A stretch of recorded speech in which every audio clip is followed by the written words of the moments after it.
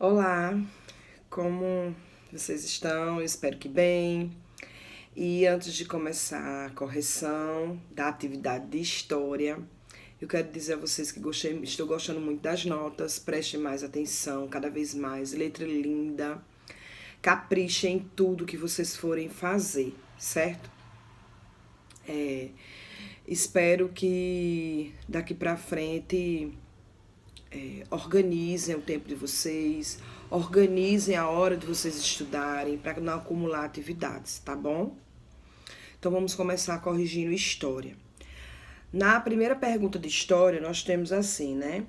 Por muito tempo, até o início do século XX, apenas textos escritos oficiais e autenticados por algum governo ou autoridade eram considerados fontes históricas. Qual a mudança que ocorreu nas primeiras décadas do século XX? O que foi que vocês acharam aí de mudança, né? O que é que aconteceu? O que foi que mudou? Então, nas primeiras décadas do século XX, foram consideradas também fontes históricas uma série de outras coisas que, sem ser documentos oficiais assinados pelo governo por autoridade, né? Foram consideradas fontes históricas muitas outras coisas que antes não eram consideradas e que a partir daí se ouviu documentários, comentários, se ouviu muitas coisas, principalmente da classe pobre. Então, muita coisa mudou e os historiadores começaram a dar importância a outras coisas que foram consideradas como documentos, né? Esses documentos escritos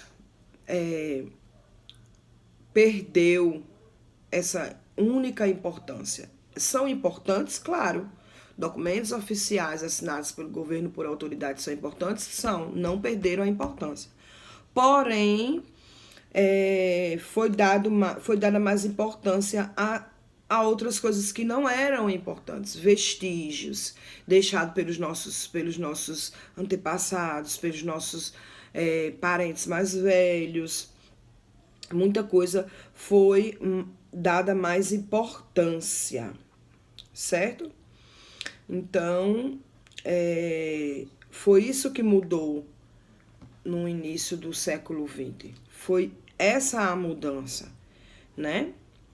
E o número 2 tem assim, temos 3 tipos de documentos históricos. Quais deles vocês mais têm costume de ver? Nós temos 3 tipos de documentos, né? Históricos, escritos, não escritos e arquitetônicos. Aí é uma pergunta meio que pessoal. O que você costuma mais ver? Documentos escritos, documentos não escritos ou arquitetônicos, né? Que no caso, museus, teatros. Então, você vai responder o número 2 aí.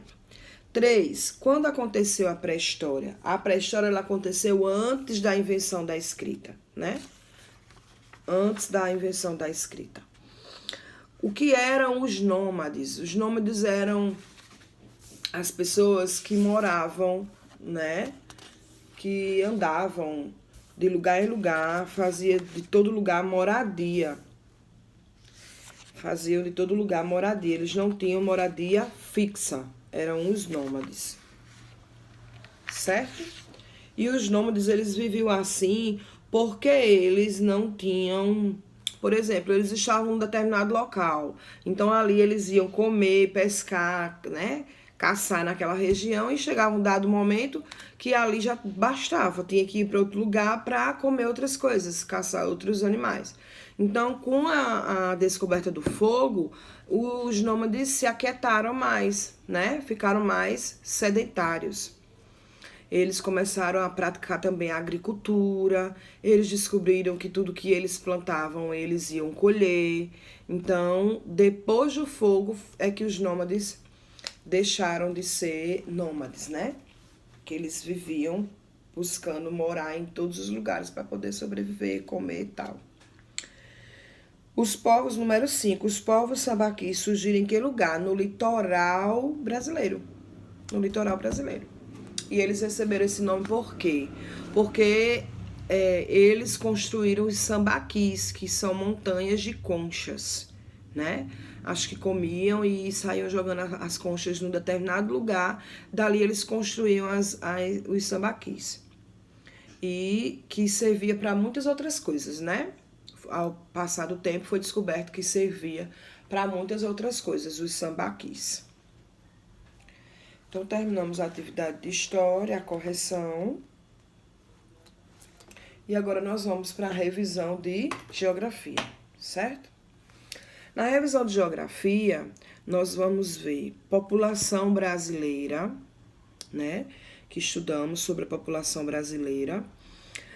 Já sabemos o que é IBGE, Instituto Brasileiro de Geografia e Estatística, né? É ele que levanta os dados que faz relação com a quantidade de habitantes, né? O IBGE levanta muitos dados, né? Trabalha com pesquisas. E aí, no nosso assunto de geografia, nós estamos vendo a pirâmide, né? Que nela se explica a população idosa, a população adulta e a população jovem, né? Quem é que predomina. E cada grupo ficou aí especificamente em um determinado ponto da pirâmide. Os indígenas continuam há 10 mil anos no espaço que hoje é o Brasil. Como nós estamos falando de população brasileira, na população brasileira, é claro, né, bem antes dos portugueses chegarem aqui, já existiam índios. Então, ainda há muitos índios na população brasileira. E esse grupo humano, ele está espalhado por todo o território nacional. Mas na região norte, que é a região que a gente está estudando e que vai cair na prova, na região norte é muito mais predominante, né? Então, depois que os portugueses chegaram aqui e que começaram a colonizar, então vieram os europeus, mais especificamente os portugueses, né? Vieram também negros, né? Trazidos da África. E aí os portugueses diziam que eles vieram para trabalhar no Brasil. E é isso que a gente viu nas últimas aulas de história. Não vieram para trabalhar, eles vieram ser escravos, né? Para os portugueses. Mesmo assim, nessa região também podemos encontrar a presença indígena muito forte, né? Mesmo com muitos escravos na época, a presença indígena também era muito forte. E passou também a ser tratada, os índios passaram a ser tratados em muitos lugares do Brasil, eles começaram a ser tratados como escravos. Então, depois da independência, outros grupos, passaram-se os anos, aconteceu a independência e outros grupos passaram a vir para o Brasil. Então, a população brasileira, ela é o quê? Miscigenada, né? Ela tem uma miscigenação grande. Então, quem veio para cá depois da independência do Brasil? Já tinha europeus aqui, então vieram italianos, alemães, espanhóis, né? E foram vindo cada vez mais povos. O Brasil, ele é muito misturado, né? Então, tem asiáticos, tem árabes. Mas também vieram muita gente para as outras regiões brasileiras, né? É porque no norte ficaram concentrados índios, então foram distribuindo aí para as outras regiões. Vocês vão ver também, vão revisar, né? Porque nós já vimos as relações entre migrações e condições de infraestrutura.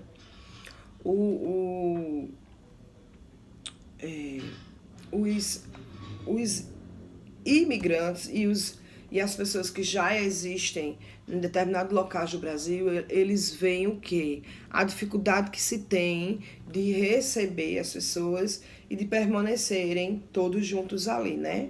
Que é a infraestrutura que não é compatível, né? Então, mas as pessoas migram de uns lugares para os outros à procura de quê? De uma melhor condição de vida, né? Porque se você está num determinado local onde tudo está indo bem, você não vai para outro local.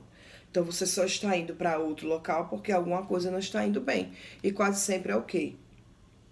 É o lado financeiro, né? Quando você está precisando de mais dinheiro, a família está crescendo, né? A infraestrutura daquele lugar que você mora. Então, tudo isso nos faz mudar de lugar, né? Vocês vão ver isso aí. Existem muitas pessoas também de fora do país, de fora do Brasil, vindo para o Brasil, certo? Que são as migrações. E também tem pessoas do Brasil indo para fora, né?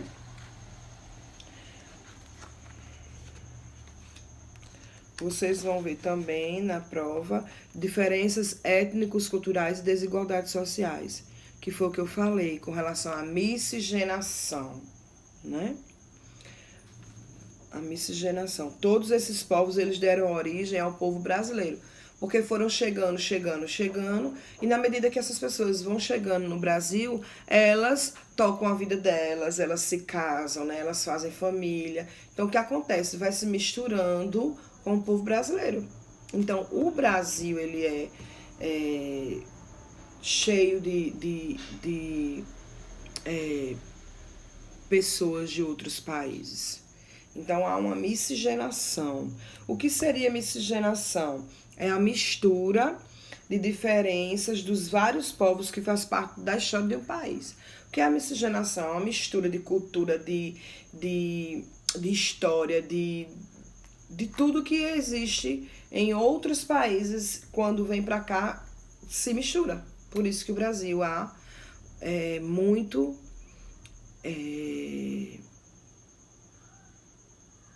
há uma diversidade cultural enorme no Brasil, certo?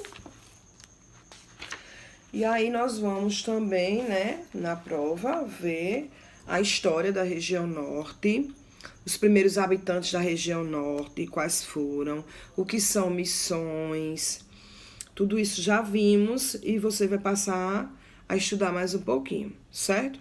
Quais os estados da região norte, quais as capitais de cada um.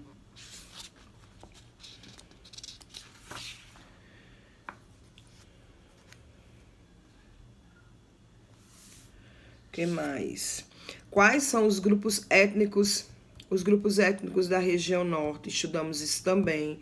Os seringueiros, os ribeirinhos e os indígenas, certo? Os grupos étnicos da região norte. E o que mais que estudamos? O relevo. Quais os principais relevos da região norte? Relevo, planícies, planaltos e depressões. Qual é a forma de relevo mais conhecida da região norte? É a planície amazônica. Quais são as planícies e terras baixas amazônicas? Várzeas, terraços fluviais, terra firme, Planalto das Guianas, Planalto Central. O que é que nós vamos ver também? A hidrografia da região norte, né? O que é pororoca? Quem lembra o que é pororoca? É o fenômeno que acontece quando as correntes marinhas se encontram com as correntes fluviais. Quando as águas do rio se encontram com as águas do mar. Então, no que se encontra ali, acontece a pororoca, certo? Outro fenômeno intrigante é o encontro das águas do rio Solimões com as águas do rio Negro. Rio Negro e Solimões, que caminham juntas sem se misturar por quilômetros. Esse fenômeno é uma das grandes atrações turísticas da região. Então, quando se encontram as águas do Rio Negro e Solimões, elas não se misturam, elas ficam por um bom tempo, você visualiza uma mais clara e uma mais escura, certo? Esse fenômeno aí é ponto turístico na região norte, certo? Vocês vão ver aí que eu também comentei na outra aula, a maior bacia hidrográfica do mundo, a ilha de Marajó, que é a maior ilha hidromarinha do mundo, certo? Então, Espero que estudem. Vocês vão ter aí também uma atividadezinha de revisão. Espero que dê tudo certo. Façam tudo com muita atenção, certo? Para que a gente tenha nota boa em história também, tá bom? Então, respondam o exercício de geografia e façam a prova de história com muita atenção, tá? Tem prova de história para fazer, exercício de revisão de geografia para fazer e estudar para geografia, tá bom? Beijo e boa sorte e boa prova. Estudem!